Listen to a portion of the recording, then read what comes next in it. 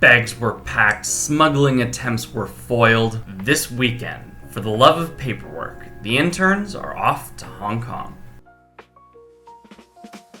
Since I hold the purse strings tight on this team, the interns had to take the cheapest flights that they could get. So both outbound and return were on very early morning flights with a terrible budget airline. Like, the kind of terrible budget airline that makes you actually wish that you had flown with Vietjet. And to be honest, they totally deserved it for having thwarted my self-smuggling attempt. No in-flight meals for these losers.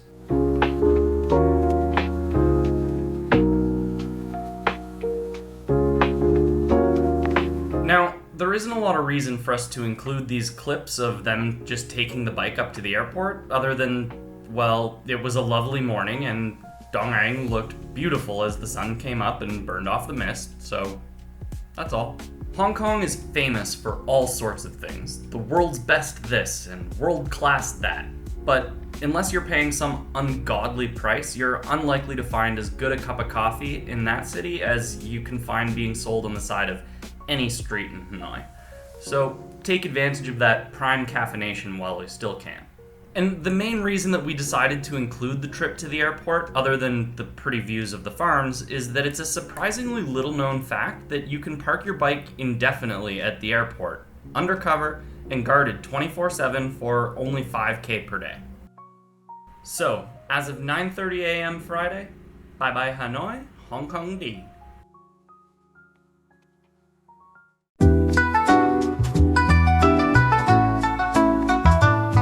Tired and lost, the first order of business was to get some directions, so they stopped in at the Genius Mart to ask Ate for directions.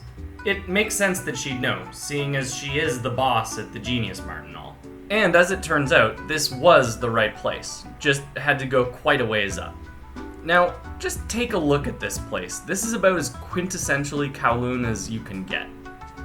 Great location, but as further revenge for not taking me on the trip, the hotel I booked them was basically an oversized shoebox with a bathroom in the corner. Now, let's do a quick geography breakdown to get ourselves situated. On the far west island is the airport. The island to the south is Hong Kong Island, and the urban sections in the north that are attached to the mainland, this is the famous Kowloon. This is where the interns would be staying while they were here. A few blocks from the harbour and right on one of the main artery roads of Kowloon, Jordan Road. Because a comically high number of Hong Kong streets have basic white boy names. It's history. We'll touch on that later. Once they were semi-settled in, it was time to take a waltz around and check out the neighborhood. One thing that may be a bit of a surprise, especially if you're coming from a city like Hanoi, is just how diverse this city is. These buskers from the intro and the crowd gathered around them are an excellent example. Sure, tourists from all over, but East, Southeast, and South Asians of every kind are everywhere. Lots of Africans living and working here, Europeans of every flavor, or of no flavor. The city is made up of all types, and walking down any street can give you a whiff of flavor from literally anywhere in the world. Another thing that you'll immediately notice in the city is that the architecture and the infrastructure are both amazing.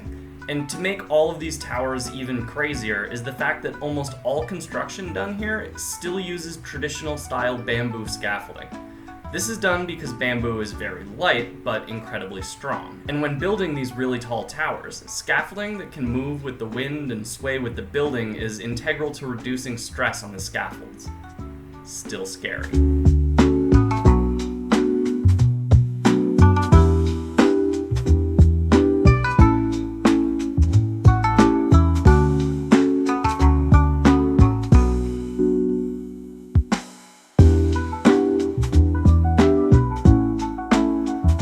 This now brings us to the waterfront, Victoria Harbour, named after some British lady, I'm assuming. But this provides us an interesting opportunity to talk about the name Hong Kong and what it means. The characters Hong and Kong mean fragrant and harbour, respectively. This is because when the British established the city, it wasn't only used as a base of operations for smuggling drugs, mostly opium, into mainland China, but it was also a commercial hub to trade the various plundered spices and teas from the entire Asia-Pacific region before being sent off back to Europe. The whole harbor would have been, well, pretty fragrant.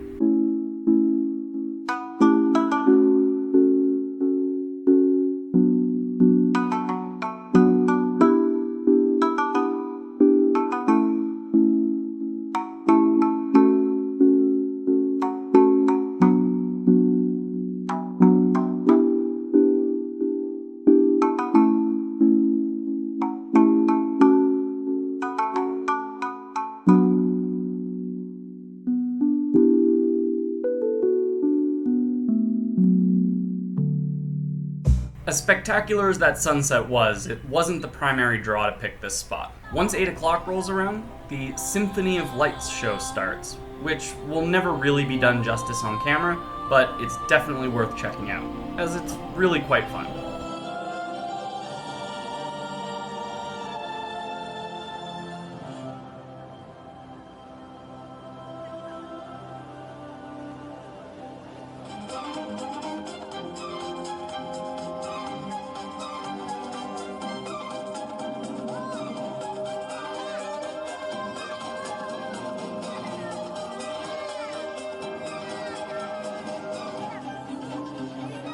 And it's all the more fun if you can just suppress that nagging little question in the back of your mind about how all that excess electricity is generated.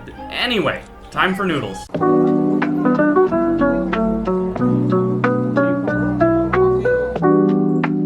One of the best pieces of advice that I'll badly paraphrase about food in Hong Kong is that while not every restaurant is going to be amazing, there is enough great food throughout the city that you really don't need a guide. Just start eating.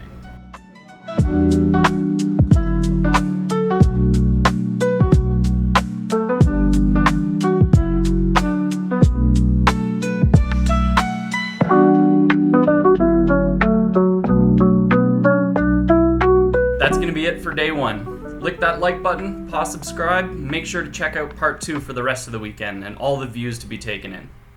Peace out.